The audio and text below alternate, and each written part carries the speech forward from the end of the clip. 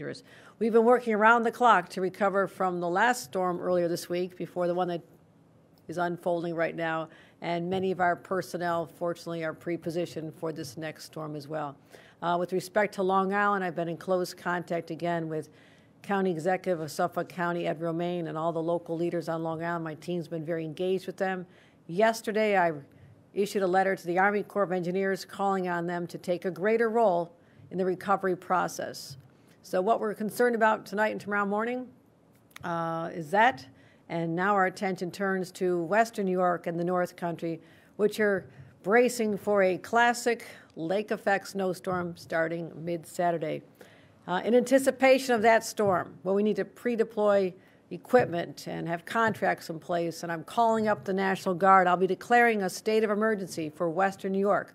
We're monitoring the forecast as well to see whether that will be necessary for the North Country. We're expecting Jefferson County, the Watertown area to be hit, but we're watching that closely. Again, this allows us to contract for suppliers, get people pre-positioned, get all the materials we need on the ground, and the National Guard I've already called up will be positioned starting early tomorrow morning, because we are expecting very serious whiteout blizzard-like conditions. And the forecast of 20 inches may not sound like a lot to Western New Yorkers, but it could be falling at a heavy rate of 2 to 3 inches an hour. It'll affect visibility, blizzard-like conditions, and the high winds, as locals know, and I certainly know this. It can create very dangerous situations with downed tree limbs, and you can't see a down power line on the road, and it becomes very treacherous. So also we're concerned about safety on our roads, making sure that the thruway is free and clear, state roads are clear. And what I'm calling for is, beginning at 9 a.m. Saturday morning, is a ban on tandem trucks and empty tractor trailers all the way from the Rochester area, exit 56, to the Pennsylvania line. Again, we've seen from past storms, we're always learning lessons, that if these tractor trailers overturn, it can jam up the traffic, leaving people in freezing cold weather vulnerable, and we want to make sure that we prevent that. So we're getting the warning out early so all the truckers and truckers associations can get the word out as well. And that will be in place for the duration of the storm, and we may be having to add additional travel bans, but not at this time. So please stay tuned for additional guidance on closures and anything else we're talking about. Storm preparation, it's what we talk about all the time here. They've been working all week to be prepared for the cleanup from the past storm, the imminent storm, and the storm we're predicting later tomorrow in Western New York. So they're ready. Our emergency operations centers are already activated. They've been on fully staffed since Wednesday, so we're keeping an eye on monitoring the situation. And just minutes ago, I just received the most up-to-date forecast from our state, New York State, state-of-the-art State Weather Risk Communications Center. And again, we've talked about this technology. It is incredibly precise, and we're really excited about being able to deploy that data in real time to help us manage the storms. We'll also be using cell phone alerts to notify New Yorkers about weather alerts, road closures, or other urgent concerns. As I mentioned yesterday I've activated the National Guard. It takes a little bit of time for them to be in place, and they'll all be in place tomorrow morning before the heavy snows start hitting Western New York. 100 members will be on their way to Western New York with 25 vehicles. Utility crews already here, 11,000 crew members ready to restore power wherever it comes down. Actually, 5,500 are already in Western New York as we speak. We'll be adding more as necessary. And we're going to continue talking about how we can keep people safe. Warming shelters are being set up. I know the city of Buffalo is doing one. We're going to have state-run centers as well. And again, what I've appreciated from New Yorkers, so many times we've given out these early warnings when the sun may be shining and it doesn't look bad. This is when you stock up on the groceries, get all the fixings for the chicken wings for your Sunday game, whatever you need to do, get them now so you're not caught with having to go out there during bad weather conditions, as we've seen has happened so many times. People get trapped in their cars, whether it's the flooding, whether it's the heavy snowstorms. Please don't go on the roads overnight. We're trying to get the salters out. You'll be hearing from our Commissioner of DOT. We're trying to get the salters out, get the roads ready so they can be as safe as can be. Check in on vulnerable friends and family. In fact, invite them over for a sleepover and have a slumber party and get ready for some pre-gaming as well. And it's going to be bitter cold. bitter, bitter, bitter cold. Wind chills in the single digits. We haven't had a lot of that this winter, so we're not as accustomed as we are other years. So do whatever you can to stay safe and warm. And for my fellow Buffalo Bills fans, here's the advice. If you have tickets to the game, listen to the forecast, drive safely back and forth. We don't anticipate changes right now, but stay tuned because the weather, Mother Nature is wildly unpredictable. If you don't have a ticket, you just want to come out and have some fun, this might be a better day just to sit home and open up bring out the six-pack, has been advised by leaders in the past, and watch the game from home. It'd be a lot safer and a lot warmer for sure, and allow us to clear the roads easier when there's fewer people traveling on them. So right now we're in regular communications with the county. I just spoke to County Executive Mark Polenkars. I have communication with the NFL. We're talking to Bill Security regarding preparations for the game, making sure we're doing everything in our power to keep people safe for the game. With that, I'd like to turn it over to Commissioner Bray for any additional details. Thank you, ma'am. I appreciate that. As the governor said, it's a statewide event. We're particularly concerned Saturday into Sunday about wind, whiteout conditions, and cold in the Buffalo area and the Watertown area. I just want to give some safety tips for individuals. One, because of the wind gusts, we do expect that some people will lose power. We're predicting wind gusts up to 65 miles an hour off of the two lakes. If you lose power and you have a generator, make sure that you use that generator safely. That means outside of your home, at least 10 feet from your home, never inside your home, not in your garage. Make sure you do not use like a gas stove for heating. That's unsafe. Both misuse of a generator and use of a gas stove can cause carbon monoxide poisoning. We do see an increase in carbon monoxide poisoning and deaths related to winter storms. If you lose power and you don't have a generator, the right thing to do is to go to a single room in your home, close the doors, make sure all the people in your home are in the same room with your pets, to huddle together, bundle up as many layers of blankets and clothes as you can do and as you have. And to remember that if you lose power, it may not be safe to go out to seek shelter somewhere else during the storm. If there are active whiteout conditions, not only should you not drive in those, but you shouldn't be walking in whiteout conditions as well. So single room inside your home.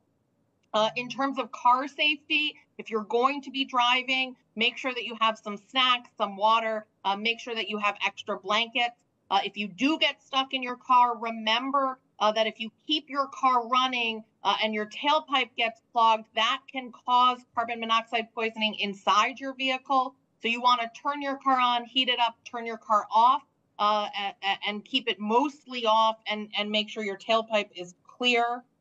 For folks with vulnerable family members, vulnerable neighbors, if you have someone in your life that you usually call to check in on them and ask, are they okay?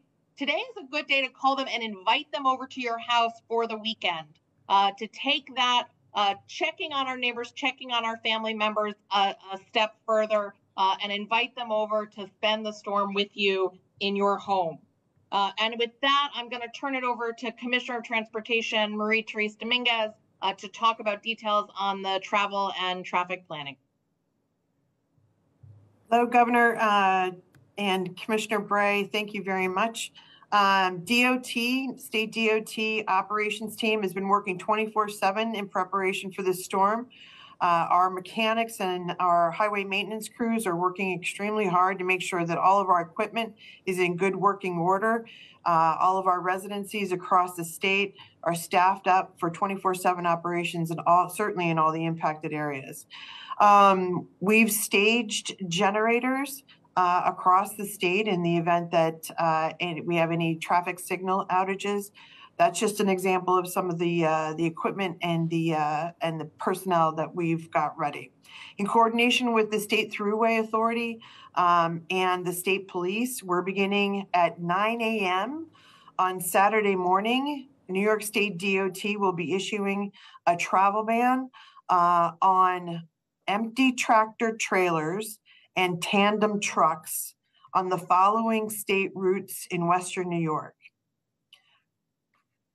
the Buffalo Skyway, US Route 219, New York 400, I-190 north of the North Grand Island Bridge, I-290, I-990, the 33, the Kensington Expressway, I-86 in Chautauqua and Cattaraugus counties. Again, a ban will be in effect beginning on Saturday morning at 9 a.m. on those state roadways, strictly for empty tractor trailers and tandem trucks.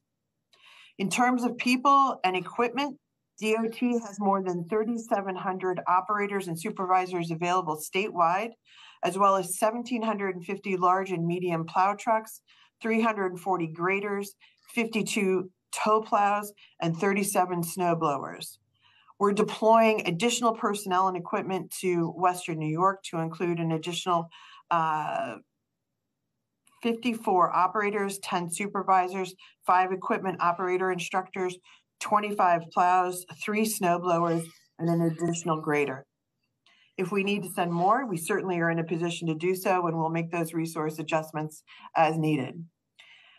One thing that I would mention, much like Commissioner Bray cautioned, some safety tips here. If you're traveling to the city of Buffalo, recognizing that there's a big game that's being played on Sunday. People are going to be traveling from Pennsylvania into the state of New York, and New Yorkers are certainly traveling within Western New York and to Western New York. If you're going on Saturday to the game, travel early in the day, use caution, watch the weather, listen. Conditions could certainly deteriorate, as Commissioner Bray noted and the governor noted. We could be facing whiteout. It could turn quickly, so be prepared. Our DO teams are going to be out clearing the roads as quickly as we possibly can. We're doing that in coordination with the city and the county resources as well. But the bottom line is we're going to do everything we can to make sure the roads remain safe and open. But make sure that you too, as drivers and users of the roadway system, give our folks enough leeway and enough space and enough berth to do their job. So don't crowd the plow. Give them enough space to actually let them get their work done, because they're just doing it to make sure that you've got a safe roadway to use. The bottom line, Governor, is we're all hands on deck for this storm. We're prepared across the state and ready to go. So thank you very much again. And I'll turn this over to the Director of the New York State Thruway, Frank Hoare. Thank you, Commissioner. And good afternoon, Governor. Yes, Thruway began preparing days ago for this event. We are already mobilizing and moving all our available resources and assets into place. The Buffalo Division Operations Center at our Buffalo headquarters will open up at 8 a.m. tomorrow. In addition, the Buffalo headquarters will be used as the regional operations center to stage for our colleagues in other state, local, and county agencies. Statewide, we have 700 operators and 400 pieces of equipment ready to work this weekend, and 118,000 tons of salt available to treat the roads. In the Buffalo Division, we have 106 large, medium-duty tow plows, 6 tow plows and 20 loaders, and 2 blowers with more than 37,000 tons of salt on hand. In addition, we are already begun to move additional resources from our New York and Albany Division headquarters. En route now is 6 additional plows, 3 blowers, and operators and mechanics to back up the Buffalo Division. And our Syracuse Division is on standby to move any additional resources that are needed throughout this event. As Commissioner Dominguez referred to, we have our ban on empty trailers and trucks and no tandems. That ban begins at 9 a.m. on Saturday morning, and it begins on the thruway at exit 46, which is Henrietta, and it continues west of Buffalo and then down to the Pennsylvania state line. Again, I ask all our drivers out there to please respect that ban. It's done for the sole purpose of safety, and it's done based on weather conditions. Just a few days ago, we saw what happens when those bans were ignored. In the Western New York region, we had 6 empty tractor trailers tip over, which then completely blocked the road and brought all traffic to a standstill until they could be pulled to the shoulder of the road. So please act responsibly, act respectfully, and honor that ban. Thank you very much. All right, let's open it to some questions. Anybody have a question? I think Commissioner Sagos is next. Nope. Yeah. Well, Governor, speaking of Buffalo, the DOJ... Thank you, Governor. As the Governor mentioned in her remarks, we're closely tracking the potential impacts of a head-on series of winds and rain on the south shore of Long Island, akin to a few days ago where you had 25 to 30 miles an hour coming right from the southeast, which will push some of those waves along the south shore. So we're closely tracking the erosion potential on that. And we're working very closely with our county and town partners down there to protect health and property. As the Governor mentioned, she sent a letter yesterday to the Army Corps. Since then, there's been a robust discussion between the state officials and Army Corps officials on their steps forward. And we expect that coordination to continue until we're out of the woods on this particular rain event. Thank you. At this point, we'll turn over to questions. Bernadette? Governor, do you agree with the DOJ's decision to pursue the death penalty in regards to the Tops killer who took the lives of 10 Black Buffalo residents? I believe we're on topic questions right now, but I'll say yes. Do you have anything else you want to say? I mean, you are from Buffalo, and Western New York, of course, has been waiting for this decision. No, this complies with the DOJ requirements for what constitutes a death penalty offense. And this community is still reeling from the atrocity of 10 innocent people on May 14th in 2022, simply going about shopping, and were targeted because of the color of their skin by a white supremacist who was radicalized online. So I support the Department of Justice. Okay, and We're gonna go to Zoom for on-topic questions. Yes, reporters, please on Zoom, raise your hand and we will call on you as appropriate. Up first, we're going to go with John Campbell from the Gothamist. John, your mic is open. Hi, Governor. I was hoping you could expand on what we might expect for the rain event in New York City, Long Island, Hudson Valley. Are you expecting any sort of transit delays or taking any action? What kind of preparations are you taking specifically for that part of the storm? No, again, as I mentioned at the outset, we have not taken our eye off the ball of what's happening here in the downstate area where I happen to be right now. Sun's shining, but by 6 o'clock tonight, we expect the rain to kick up. And again, the volume of rain is not the challenge. It is this much rain on top of the rainfall that already came. So the rivers are already cresting, and the ground is so saturated that it creates vulnerabilities for trees to come down or even compromise roads and bridges. So no, we're taking the downstate event very seriously. Also, we've been very engaged in the restoration of property on Long Island, and that's why we're engaging the Army Corps of Engineers to say yes, which the resiliency plan you put in place for the coastline, the Fire Island area and other places that were so hard hit this time. You put it in place 10 years ago with Superstorm Sandy, but over time, especially our September 29th storm of this year, really eroded and compromised the ability to hold back the ocean, hold back the water. So we're asking for them to go at it again with intensity, cooperating with them, but we want them to move quickly, and this is the conversation I had with County Executive Ed Romaine just yesterday. So no, we are keeping an eye on it. Commissioner Bray, is there anything else on the weather front that people should be aware of based on our up-to-the-minute information from our state-of-the-art Weather Risk Center? Thank you, Governor. I would just say we do expect potential flash flooding in the Hudson Valley. We have sent a couple swiftwater teams down to pre-stage there from State Fire and our partner agencies. And so I don't expect major transit disruptions at this point, but to stay tuned to your local news for local road closures and to just take your time getting where you're going tonight. Don't rush it. Thank you, Commissioner. Thank you very much, Commissioner. And our last question, Governor, will come from 7 News in Buffalo. Your mic is open.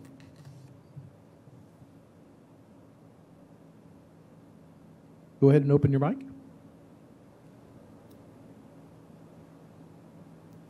They're on mute, and I don't know if that's on our end or their end. Okay, you got me? Okay. This is actually 7 News in Watertown, New York. this is Aaron Bischoff speaking. The North Country is still recovering from a very significant windstorm Tuesday night, many without power for days, some still without power, and now here we go into another storm. So there's some, anxiety there. You've mentioned a lot about Long Island and Western New York, sending resources there, implementing a travel ban in the Western New York area. What, if anything, is the state doing to help the North Country and the Watertown area? Right, and that's an important question to ask. We are watching the weather patterns directly with respect to the North Country. We have said that this event that's going to hit Western New York will more likely simultaneously hit this part of the North Country. Again, we talked about this being a lake effect snow, two lakes, Lake Erie and Lake Ontario, and Lake Ontario is what affects Watertown. We have our commissioner in charge of the PSC, Rory Christensen, who is monitoring the restoration of power, and we've been pushing our crews. We're not taking crews from that area. In fact, we're continuing to make sure they're doing everything they can to restore the power. So I'll let him answer any questions on the restoration efforts there, but also the highways and any need to ban tandem or empty trucks on the highways up there. I'll leave that to Commissioner Dominguez or Commissioner Bray. So we have not taken our eye off the ball in the North Country whatsoever. It's an important part of our state. We're in regular communication with their emergency personnel to make sure that we're ready for anything they need. We're ready, prepared to send National Guard there if necessary, if they get hit hard, and any search and rescue teams that are necessary. So it's very much top of mind for us as well. Commissioner Christian? Thank you, Governor. So in the Watertown area, we currently have roughly 2,100 utility workers deployed, working on over 100 restoration efforts right now.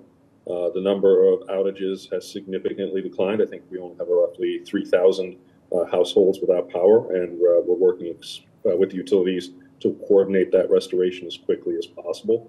From a pre-staging perspective, we already have the workers there. We have a total of 11,000 full-time employees deployed throughout the state in anticipation of the storm. So we're taking restoration efforts very seriously, and we're incorporating lessons learned from past events to both restore faster and also limit the downtime of any future outages. Commissioner Bray or Commissioner Dominguez, anything on the tandem truck ban, if it's necessary, on some of these state roads in the North Country? Governor, this is Marie Therese.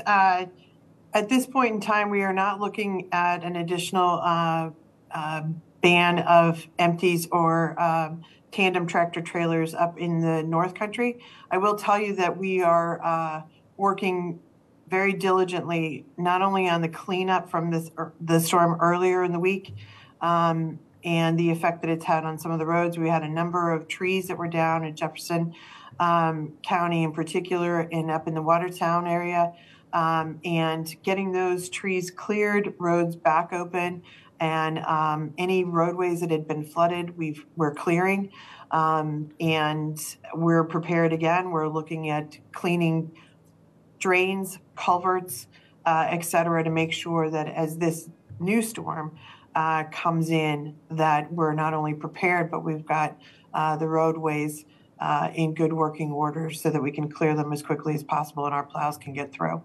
All right. Thank you, Commissioner Dominguez. Was there a follow-up?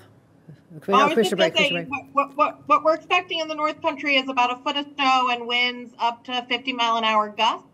And so certainly a storm, certainly needing to get power back on, and we'll keep monitoring it, but less intense than what we expect to see out off of Lake Erie. Okay. With that, I thank everyone for their participation today. Again, we're very concerned about the safety of all New Yorkers over the next couple days, and those who are choosing to venture out into a very significant playoff game this weekend. We're going to make the roads as safe as we possibly can. And for those who are thinking of traveling in from faraway places like Pennsylvania, as I've said before, the safest thing is probably just stay home, and you'll be better off and safer for it. Go Bills. Thank you. Governor, does Mayor Eric Adams still need as much migrant funding as he said prior? I mean, he just said that he's restoring cuts to, or intended cuts to the NYPD, FDNY, because they found savings with the migrant crisis. Do you think that's going to make you reevaluate how much money you're going to give to the budget?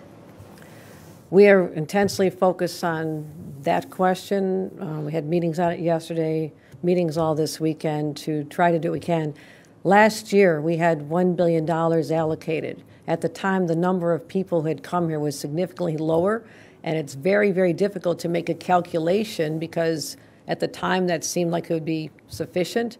We ended up approaching closer to $2 billion because of the enormous influx of individuals who found their way to New York State, New York City.